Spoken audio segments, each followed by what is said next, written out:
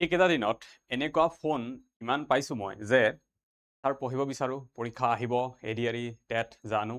কিন্তু পঢ়িব কেনেকৈ লাগে সেইটো জনা নাই বা ষ্টাৰ্ট ক'ৰ পৰা কৰিম। পঢ়িব লাগে, পঢ়িব লাগিব সেইটো কথা গম পাওঁ। ষ্টাৰ্ট ক'ৰ পৰা, কোনটো টপিকৰ পৰা কৰিম, কোনটো ছাবজেক্টৰ পৰা কৰিম, তাক লৈ পেলাই কনফিউজন। আৰু মই এনেকুৱাও গৈছে যে কাৰোবাৰ লগত আধা ঘণ্টা 40 মিনিটৰলৈকে সময় দি কথা পাতিব লগা হৈছে। আপোনালোকে যদি চাই আছে কোনোবা তেনেকুৱা ষ্টুডেণ্টে গম পায়। তো ইমানখিনি সময় দিয়াটো যথেষ্ট মোৰ কাৰণে, কাৰণ গোটেইবিলাক অফিচৰ পৰা আদি কৰি বিজি চিডিউল থাকে। তো সেইকাৰণে মই ভাবিছোঁ, যিহেতু বহুতখিনি ফোন তেনেকুৱা আহিছিলে, বহুতৰ লগততো মই কথা বিশেষ পাতিব পৰা নাই, ফ্ৰী থাকিলে কেতিয়াবা পাতিছোঁ।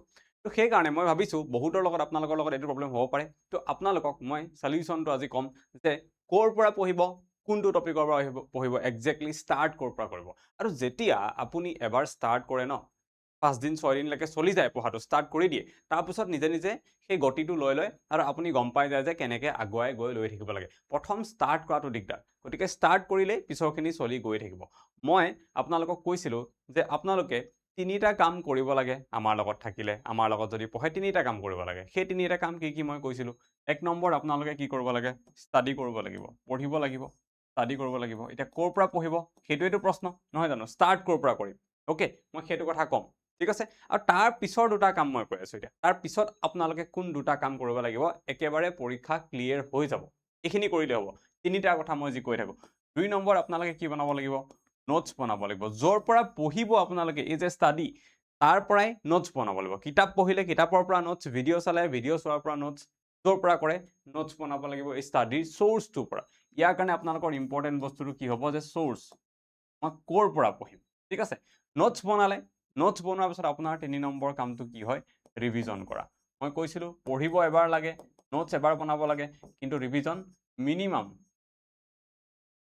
মিনিমাম 5 বাৰ ৰিভাইজ কৰিব লাগে। আৰু মেক্সিমাম আপোনালোকে যিমান কৰে সিমান ভাল। এই 3টা কাম যদি কৰে আপোনালোকে, এই 3টা ষ্টেপ কেৱল কৰিলে কি হ'ব, পৰীক্ষা এডিআৰই হওক, জিটি হওক, আপোনাৰ ক্লিয়াৰ হৈ যাব।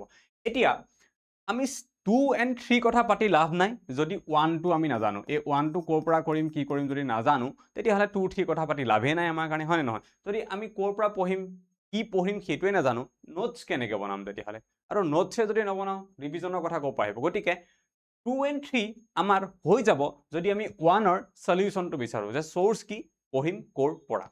মই আপোনালোকক সদায় কৈ থাকোঁ চ'ৰ্চৰ কথা। ইয়াৰ আগতো এটা ভিডিঅ' বনাইছিলোঁ, তাতেও মই কৈছিলোঁ যে ইউটিউবৰ পৰা কেনেকৈ চাব পাৰে, আপোনালোকে কিতাপ কোনকেইখন ল'ব পাৰে কোনটো ছাবজেক্টৰ কাৰণে, সেইবিলাক কথা মই কৈছিলোঁ আপোনালোকক অলৰেডি। আজি মই আপোনালোকক সেইবিলাক কথা নকওঁ, মই আপোনালোকক চিম্পলি দেখাই দিছোঁ আমাৰ কোৰ্চটোৰ পৰা। তাৰ পৰা যদি আপোনালোকে পঢ়ে তেতিয়াহ'লে আপোনালোকৰ কাৰণে কেনেধৰণে সুবিধা হ'ব বা আপোনালোকে কি কি পঢ়িব পাৰিব।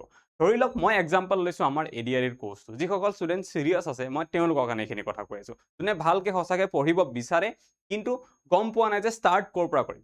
তেতিয়াহ'লে মই আপোনালোকৰ কাৰণে কৈছোঁ, ধৰি লওক আমাৰ এইটো এডিআৰই কোৰ্চ, টেটৰো কোৰ্চ আছে, আছাম পুলিচৰো আছে তেনেকৈ।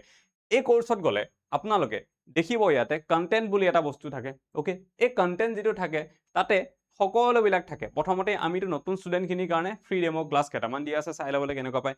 বাকী ইয়াত চাওক আপোনালোকে, মেথছৰ ফল্ডাৰ থাকে, ইংলিছৰ থাকে, জেনেৰেল নলেজৰ থাকে, আৰু তললৈ চালে আপোনালোকে ৰিজনিঙৰো ফল্ডাৰ দেখিব। ইয়াত ভিডিঅ'জ দিয়া থাকে, আপোনালোকে দেখা পাইছে 136 ভিডিঅ'জ, এইবিলাক কথা লিখা আছে। তো আপোনালোকে কৰিব কি লাগে, ছাবজেক্টটো চুজ কৰিব লাগে যে কোনটো পঢ়িম। আৰু মোৰ হিচাপত আপোনালোকে প্ৰথম চুজ কৰিব পাৰে মেথছ আৰু জিকে পৰা। অ'কে, এতিয়া মেথছ আপোনালোকে চুজ কৰিলে মেথছৰ ফল্ডাৰত যাব লাগে।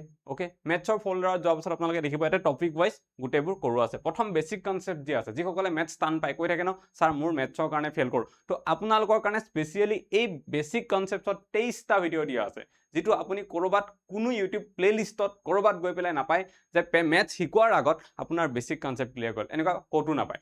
বাট আমি দিছোঁ। যদি আপোনাৰ মেথছ ঠিক আছে তেতিয়াহ'লে এই 23টা ভিডিঅ' স্কিপ কৰিব পাৰে। বহুত বেছিক লেভেলৰ ভিডিঅ', আপুনি পাৰ্চেণ্টেজ যিটো টপিক আছে তাৰ পৰা ষ্টাৰ্ট কৰিব পাৰে। আপুনি যদি মেথছত বেয়া, ভাল নহয়, বেছিক কনচেপ্টলৈ গ'ল, যিটো ফাৰ্ষ্ট ভিডিঅ' আহিব নৱৰণ ছাৰৰ, ইয়াতে আমাৰ চাওক ক্লাছতো নেমিং কৰা আছে এনেকুৱাকৈ, class number 1, class 2, class 3, class 4, ইমান ধুনীয়াকৈ দিয়া আছে।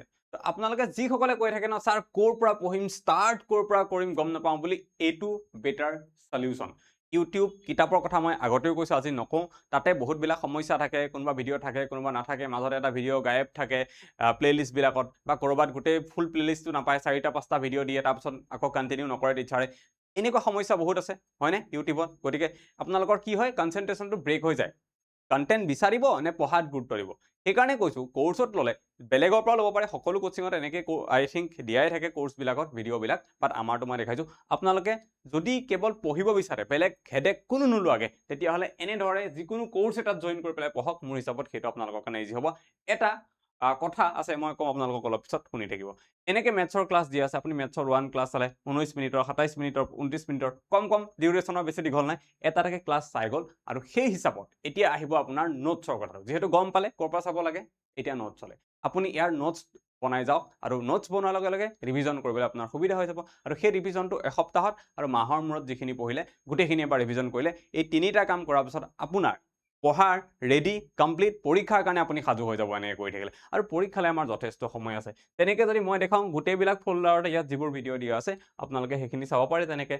আৰু নেক্সট মই কৈছিলোঁ আপুনি মেথছ আৰু জিকে ডেইলি এটা ভিডিঅ' চাব পাৰে বহুত চাব নালাগে ডেইলি মেথছৰ এটা জিকে এটা কাৰণ পৰীক্ষালৈ বহুত সময় আছে হৈ যাব জিকেত যদি যায় আপুনি দেখিব বহুত ফোল্ডাৰ থাকিব ইয়াতেও তেনেকৈ ষ্টেটিক্স জিকে আছে জিঅ'গ্ৰাফী আছে কাৰেণ্ট এফেয়াৰ আছে পলিটি আছে ইকনমি জেনেৰেল ছায়েন্সৰো আমি দিয়া আছে তো আপুনি ধৰি লওক বিচাৰিলে যে মই জিঅ'গ্ৰাফীৰ পৰা ষ্টাৰ্ট কৰিম জিঅ'গ্ৰাফীৰ পৰা আপুনি গ'ল যে জিঅ'গ্ৰাফী আকৌ ভাগ আছে আসাম ইণ্ডিয়া বেলেগ বেলেগ নহয় জানো আপুনি ভাবে যে মই আসাম জিঅ'গ্ৰাফী চাম তো আসাম জিঅ'গ্ৰাফীত গ'ল আসাম জিঅ'গ্ৰাফীত চাওক আপুনি ক্লাছ 1 2 3 4 দিয়া আছে আপুনি ক'ৰ পৰা ষ্টাৰ্ট কৰিব ক্লাছ 4 পৰা নে 3 পৰা নহয় ক্লাছ 1ৰ পৰা ষ্টাৰ্ট কৰিব ক্লাছ 1 চালে ধুনীয়াকৈ আপুনি নোটছখিনি বনালে তাৰ পৰা দেন তাক ৰিভাইজ কৰিলে এইটো হ'ব প্ৰপাৰ ৱে আপুনি পঢ়াৰ ক্ষেত্ৰত এতিয়া মই যদি কোৰ্চৰ কথা কওঁ আপোনালোকে নিশ্চয় গম পায় কোৰ্চ কেইটাৰ কথা আমাৰ এইকেইদিন ইণ্ডিপেণ্ডেন্স ডেৰ কাৰণে আমাৰ গোটেইকেইটা কোৰ্চটো ইয়াতে আছে মই এডিআৰিৰ ফোল্ডাৰ দেখালোঁ এনেকৈ টেটতো আছে টেটত পেডাগজি আছাম মেনেজ পিপল সকলোবিলাক বাকী যি লাগে গোটেইবিলাক আছে ঠিক আছে আৰু আপোনাৰ GS current affair maths English চব আছে এডিআৰিটো চব আছে মেথছ ইংলিছ ৰিজনিং জিকে current affair science everything cover আছে আছাম পুলিচতো কভাৰ আছে কোৰ্চ কেইটাৰ দাম 1500 আছিলে আমাৰ কিন্তু ইণ্ডিপেণ্ডেন্স ডেৰ কাৰণে আপোনালোকৰ কাৰণে এখন অফাৰ আমি দিয়া আছে ইয়াত দেখা ধৰণে আপোনালোকে এডিআৰিটো এতিয়া 1299ত অনলি পাব জিটিপিজিটো অনলি 1299 পাব আৰু আছাম পুলিচতো আৰু কম কৰি পেলাই 999ত অনলি আপোনালোকে পাই যাব এনৰোল হৈ ল'ব পাৰে কিবা অসুবিধা পালে আপোনালোকে আমাৰ এইটো ফোন নাম্বাৰ আছে ইয়াত কণ্টেক্ট কৰিব পাৰে হোৱাটছএপ বা কল কৰি পেলাই আমি গাইড কৰি দিম নহ'লে আপোনালোকে গুগল প্লে ষ্টৰত যাব পাৰে আমাৰ এই যিটো প্ৰি ষ্টাডি বুলি এপটো আছে আপোনালোকে পাই যাব এই লগ'টোৰ সৈতে সেইটো ডাউনলোড কৰিলেও আপোনালোকে আমি যিখিনি কণ্টেণ্ট দেখালোঁ পাব তো মই আপোনালোকক ক'লোঁ এই তিনিটা কথা যে ষ্টাডি কৰিব লাগে আপোনালোকে ষ্টাডি ক'ৰ পৰা কৰিব কিতাপৰ পৰা কৰিব পাৰে বা ইউটিউবৰ পৰা কৰিব পাৰে নহ'লে কোৰ্চৰ পৰা কৰিব পাৰে মই কিতাপ ইউটিউবৰ কথা আগতে বহুতবাৰ কৈছোঁ আজি প্ৰপাৰলি কোৰ্চত ষ্ট্ৰাকচাৰ্ড উইথ কেনেকৈ পঢ়া হয় আমাৰ লগত আমাৰ ষ্টুডেণ্টে কেনেকৈ পঢ়ে সেই বিষয়ে আপোনালোকক ক'লোঁ তো ষ্টাডি কৰা যেতিয়া চ'ৰ্চটো আপোনালোকে পাই গ'ল চ'ৰ্চটো পোৱাৰ লগে লগে বাকী দুটা যি কথা আছে আপোনালোকৰ নোটছ আৰু ৰিভিজন এই দুটাও অট'মেটিকেলি ছল্ভ হৈ যায় যেতিয়া চ'ৰ্চ পালে ক'ৰ পৰা পঢ়িম সেই চ'ৰ্চটোৰ পৰাই নোটছ বনিব আৰু সেই নোটছৰ পৰাই ৰিভিজন হ'ব ষ্টুডেণ্টে এনেকৈ পঢ়ে আমি এনেকৈ পঢ়িছিলোঁ এইবিলাক কৰিব অ'কে তো আপোনালোকে যদি বিচাৰিছে এনৰোল হ'ব পাৰে এণ্ড সকলোকে আগতীয়াকৈ স্বাধীনতা দিৱসৰ শুভেচ্ছা জনালোঁ শুভকামনা থাকিলে সোনকালে কোৰ্চ লৈ পেলাই আপোনালোকে এনৰোল হৈ ল'ব কিবা থাকিলে ইয়াতে কণ্টেক্ট কৰিব থেংক ইউ